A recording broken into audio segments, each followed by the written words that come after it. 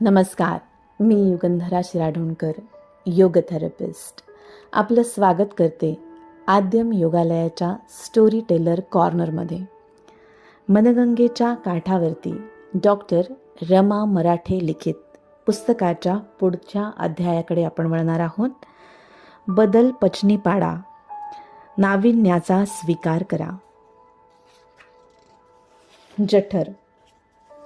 आपण जे खातो ते जठरात जातं, म्हणजे शरीराबाहेरचं नवीन असं काहीतरी शरीरात घेतलं जातं.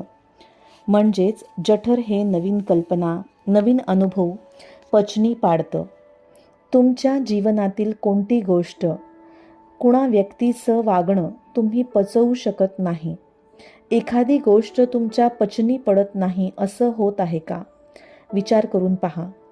जेव्हा कधी पचनाच्या समस्या उद्भवतात तेव्हा बहुतेक वेळा याचा अर्थ असा असतो की नवीन अनुभव, नवीन परिस्थिती आपल्या पचनी पडत नाही. आपल्याला त्या बदलांची भीती वाटत आहे. सध्या वेगाने बदलणाऱ्या जगात आणि जागतिकीकरणाच्या युगात म्हणूनच पचनाच्या समस्यांचं खूप प्रमाण वाढलं आहे. आज नवीन वाटणारी गोष्ट उद्या जुनी झालेली असते. अनेकांना हे झपाट्याने होणारे बदल झेपत नाहीत आणि येणाऱ्या ताणाचा परिणाम जठरावर होतो. जेव्हा विमान नवीन होती तेव्हा त्यात बसून उंच आकाशात उडायचं या आनंदा इतकंच किंवा कदाचित त्यापेक्षाही अधिक भीती लोकांच्या मनात होती. म्हणूनच उलटी झाली तर वापरण्याच्या प्लास्टिकच्या पिशव्या जवळजवळ प्रत्येक जण वापरायचा. कारण ही नवीन गोष्ट, उडण्याचा आनंद आत घेतलेली तरी भीतीपोटी फेकून द्यावी असं वाटायचं. हळूहळू विमान प्रवास हे नाविन्य राहिलं नाही, त्याची सवय झाली, भीती कमी झाली. म्हणजेच विमान प्रवासात ही नवीन कल्पना लोकांच्या हळूहळू पचनी पडली आणि उलटीसाठी प्लास्टिक बॅग्स वापरणं कमी झालं असं विमान कंपन्यांचं निरीक्षण सांगतं. पेटिक अल्सर, जठर व्रण, आंत्रव्रण म्हणजेच भीती, दुसरं काही नाही. मी तितकासा म्हणजे पुरेसा चांगला नाही, मी असायला हवा तितका चांगला नाही याची भीती. मी बॉसच्या अपेक्षांपेक्षा चांगला नाही. मी माझ्या आईवडिलांच्या अपेक्षांइतका चांगला मुलगा किंवा मुलगी नाही.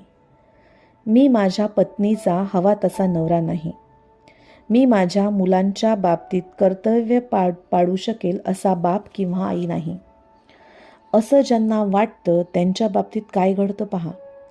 आपण जसे आहोत तसा स्वतःचा स्वीकार या व्यक्ती करू शकत नाहीत. स्वतःमधील न्यून, दोष, त्रुटी, कमीपणा या व्यक्ती पचनी पाडू शकत नाहीत. इतरांना खुश करण्यासाठी आपण आपल्या मनावर घाव घालतो. हे घाव म्हणजेच अल्सर. अशा व्यक्ती किती का मोठ्या जागेवर असेनात, त्यांची आत्मगौरवाची पातळी अगदी कमी असते. पूर्व आयुष्यातील अनुभवांमुळे असेल वा इतर कारणांनी असेल, पण त्यांच्या मनात न्यूनगंड लपलेला असतो आणि हे आपलं खरं रूप इतरांना समजणार, दिसणार तर नाही ना, अशी भीतीही त्यांच्या मनात ठाण मांडून बसलेली असते. आत्मप्रतिमा नकारात्मक असते. आत्मप्रतिमा म्हणजे तुमची स्वतःबाबतची समजूत. समज आल्यापासून आपल्याशी इतर लोक वागतात, बोलतात त्यावरून आणि जीवनातून कटू गोड अनुभवातून आपण स्वतःबाबत स्वतःला काहीतरी सांगत असतो. ही स्वतःबाबतची कल्पना म्हणजे आत्मप्रतिमा. या आत्मप्रतिमेनुसार माणसाची प्रत्येक कृती घडत असते. प्रत्येक माणूस हा आपल्या आत्मप्रतिमेशी सुसंगत असाच वागतो.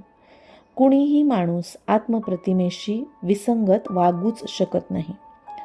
वस्तुस्थिती आणि आत्मप्रतिमा. ही आत्मप्रतिमा चुकीची अथवा बरोबर असू शकते. 90% लोक चुकीची आत्मप्रतिमा घेऊन वावरतात आणि अकारण अयशस्वी दुःखी होतात.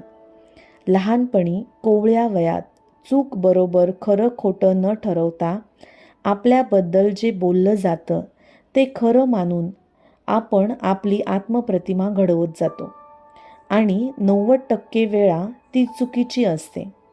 भावी जीवनातील भावना, वर्तन, यश, अपयश, सुखदुःख हे सर्व या आत्मप्रतिमेवर अवलंबून असतं.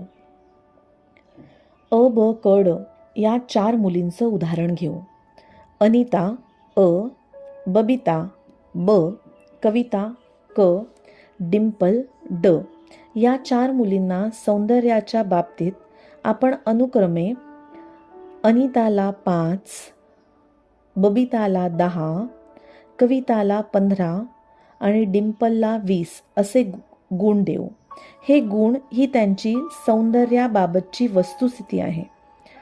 अनिता बबिता देशपांडे या बहिणी आहेत. कविता डिंपल पाटील या दोघीही बहिणी आहेत. देशपांडेच्या घरात बबिताच्या सौंदर्याचं कौतुक केलं जातं कारण ती अनितापेक्षा छान दिसते. बबिता स्वतःला सुंदर समजते. पाटलांच्या घरात असेच कौतुक डिंपलचं होतं कारण ती कवितापेक्षा सुंदर आहे. डिंपल स्वतःला रूपवान समजते आणि त्या तोऱ्यात वावरते. कविता नेहमी हिरमुसलेली असते. मी काही तितकीशी सुंदर नाही असा न्यूनगंड तिला आहे व तशी आत्मप्रतिमा घेऊन ती वावरते. कॉलेजच्या गॅदरिंगमध्ये अनिता 5, बबिता 10, कविता 15 व डिंपल 20 या चौघी एकत्र आहेत. हे चित्र कसे असेल? बबिता आणि डिंपल रूपगर्वितेच्या अभिमानानं वावरतील. आपण छान दिसतो आहोत याचं सुख अनुभवतील. कविता छान दिसते आहे आणि तिला मैत्रिणी म्हणाल्या देखील तसं, पण ती मनात म्हणते, छे मी कसली आली आहे सुंदर. मैत्रिणी उगीचच म्हणतात, झालं. कविता स्वतःला कुरूप समजते कारण तिची आत्मप्रतिमा तशी घडली आहे. कुणी म्हणो वा न म्हणो, बबिता आपल्या तोऱ्यात आहे, मी सुंदर आहे असं ती स्वतःला मनातल्या मनात सारखं सांगते कारण तिची आत्मप्रतिमाच तशी आहे. वस्तुस्थिती काय आहे? बबिताला 10 गुण आहेत तर कवितेला 15 गुण. बबितापेक्षा कविता सुंदर आहे, पण आत्मप्रतिमेमुळे कविता स्वतःला कुरूप समजते आणि बबिता स्वतःला सुंदर मानते. वस्तुस्थिती आणि आत्मप्रतिमा यांच्यात तफावत पडते ती अशी. आत्मप्रतिमेचे गणित. आणखीन 1-2 उदाहरणं पाहू. चुकीची आत्मप्रतिमा कशी कशी घडत जाते पहा.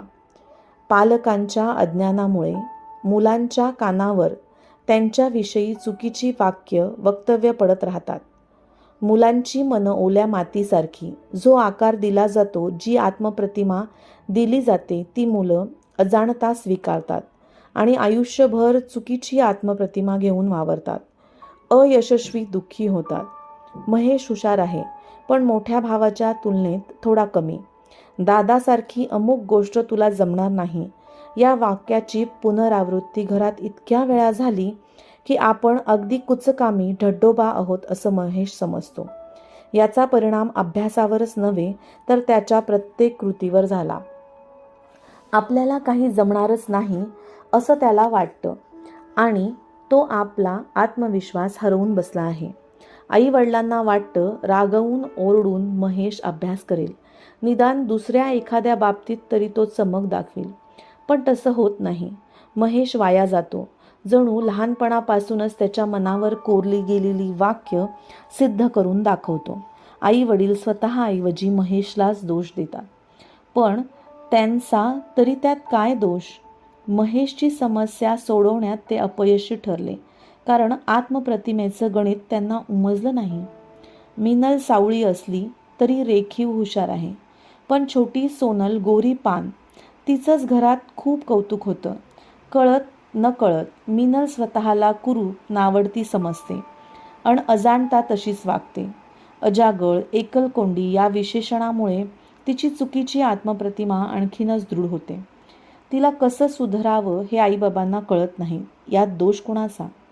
गोरा रंग म्हणजे सौंदर्य किंवा गोरा रंग हेच इतरांना आवडण्याचं एकमेव साधन, अशी चुकीची कल्पना तिच्या अजाण बालमनावर ठसवली गेली. आत्मप्रतिमा चुकीची घडली गेली. त्यापेक्षा तिची हुशारी, रेखीवपणा या गुणांचं समर्थन झालं असतं तर चित्र वेगळं रंगलं असतं, नाही का? मजा म्हणजे लहानपणापासून अशा काही योग्य तर काही अयोग्य कल्पना आम्ही स्वतःबद्दल बाळगून आहोत. या कल्पना म्हणजे वस्तुस्थिती असं आपण धरून चालतो, तसंच वागत राहतो. इतका त्या कवचकुंडलासारख्या मनाशी जडलेल्या असतात. विशिष्ट मानसिक व्यायामांनी, रॅशनल इमोटिव्ह थेरपी किंवा विवेकनिष्ठ मानसोपचार पद्धती यामुळे न्यूनगंडावर सहज मात करता येते. योग्य पद्धतीने प्रयत्न केल्यास आत्मप्रतिमाही 3-6 आठवड्यात बदलता येते. स्वतःवर प्रेम करायला शिकणं म्हणजे स्वार्थ नव्हे.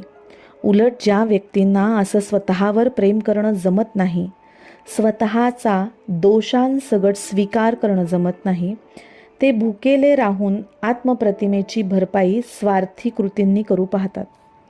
आपण स्वतःवर प्रेम करायला शिकलं पाहिजे. आपल्यामध्ये जे दोष आहेत ते बदलण्याचा, घालवण्याचा जरूर प्रयत्न करावा. पण जे बदलता येण्यासारखे दोष आहेत तेच बदलावेत. जे बदलता येण्यासारखे दोष नाहीत त्या दोषांसकट स्वतःवर प्रेम करता आलं पाहिजे. आपण आपल्याला आवडलो पाहिजे. जसा मी आहे तसा, जशी मी आहे तशी. दोष, चुका, वैगुण्य या सगळ्यांसकट यासाठी काही नाही, त्यापेक्षा काय आहे याबद्दल थोडा विचार करा. यादीच लिहून काढा की परमेश्वरानं आपल्याला काय काय दिलंय. आनंदाचे अनुभव आठवा, सुखांची जंत्री करा आणि त्याबद्दल थँक्यू मिस्टर गॉड म्हणा. म्हणजे तुम्ही आवडू लागाल. स्वतःला खुश करा. स्वतःला अंजारा गोंजारा. प्रेमाने विचारपूस करा. तुला काय हवंय? तू दुःखी कष्टी का? स्वतःच्या प्रेमात पडा. मग पहा पोटाच्या समस्या किती लवकर पळ काढतात ते. चॅनलला सबस्क्राईब करा, ऑडिओला लाईक करा. मग पुन्हा भेटूया मनगंगेच्या काठावरती.